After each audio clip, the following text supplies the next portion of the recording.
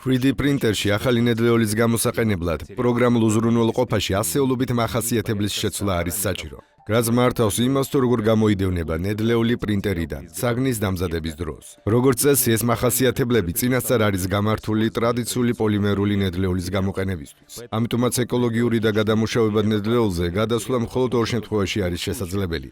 ან უნდა მოიძიონ ნედლეული და მისი წარმოების სტანდარტიზაცია მოახდინონ, ან რაღაც თავად პრინტერში უნდა შეიცვალოს. პროფესორმა ნეო გერშენფილდმა მეორე ვარიანტი აირჩია.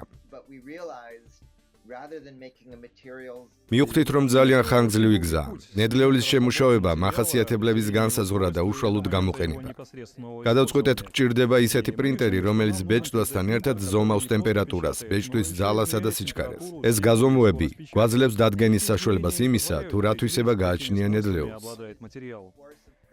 შემუშავებულ 3D პრინტერში სპეციალური სენსორებია განთავსებული. სენსორი ზომავს საბეჭდ ძაფზე ზეწოლას, ხოლო მიწოდების სიჩქარის სენსორი ძაფის სისქესა და პრინტერის გავლის სისწრაფეს. ამ და სხვა სენსორების მონაცემების გამოყენებით მეცნიერებმა სპეციალური ალგორითმი შექმნეს, რომელიც კონკრეტული ნედლეულისთვის ხელსაყრელი გამართვის პოვნაში ეხმარება. აწყობის სრული წრედის გასავლელად 9 საათამდეა საჭირო, მაგრამ უფრო მნიშვნელოვანია აწყობა რეალური დროის რეჟიმში. საჭიროა, რომ მანქანა მუშაობისას ცვალებადი თვისებების ნედლეულს ეგუებოდეს. როგორც გადამუშავებადი ან განახლებადი ნედლეულის შემთხვევაში. ზუსტად ამაზე ვმუშაობთ. ცდისთვის მეცნიერები სხვადასხვა ბიოპოლიმერულ ნედლეულს იყენებდნენ, მაგრამ მიზანი მდგომარეობს იმაში, რომ შემდგომში შესაძლებელი იყოს ყველაფრის გამოყენება, რაც ხელში მოხვდება. ნედლეულის ერთ-ერთი სახეობა, რომელზეც ვართ მიზანმიმართული, არის გადამუშავებული პლასტიკი. საიდუმლო არ არის, რომ პლასტიკი, რომელსაც ცალკე ვაგროვებთ, ცუდად გადამუშავდება. მისი დაფშვნა ან ექსტრუდერში გამოყენება შეიძლება. მაშინ შედეგად ამ ნედლეულის ნაკლებ მოხმარებამდე მივალთ. სხვა მიმართულება არის მერქნის გამოყენება, მის საფუძველზე ბოჭკოებისა და ფისების.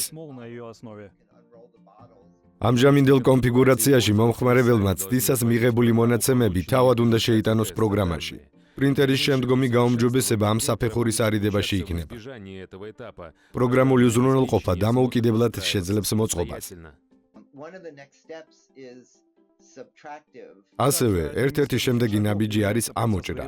მრავალი მოწინავე წარმოება ნაკეთობის შესაქმნელად საჭრელ ხელსაწყოებს იყენებს და არა ბეჭდვას. ამიტომაც ალგორითმის იმავე ვერსიას ვაკეთებთ, მაგრამ საჭრელი აღჭურვილობისთვის. ამას გარდა ვმუშაობთ იმაზე, რომ ამგვარი სამეცნიერო ხელსაწყოების ჩვენი შემუშავება ღია წვდომაში იყოს.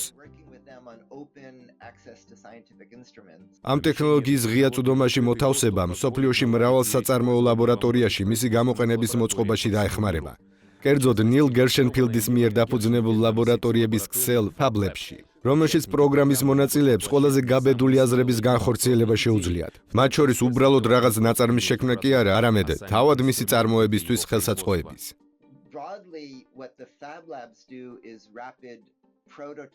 ფართო მოსაზრებით ის, რითაც ფებლაბში საქმიანობენ, ეს არის სწრაფი პროტოტიპირება.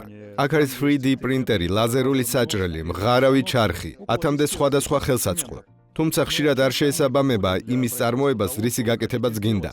ადგილობრივ ნედლეულს, ხელობას, ადგილობრივი გამოყენებისთვის. ამიტომაც სწრაფი პროტოტიპირების აზრი ძალიან მომწონს, რომელიც საკუთარი ხელსაწყოების, მანქანების, რობოტების შექმნის საშუალებას მისცემს.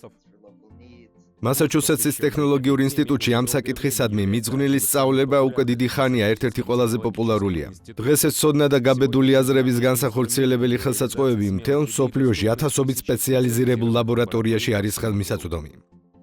Андрей Деркач, Юрий Закревский специально для программы «Детали».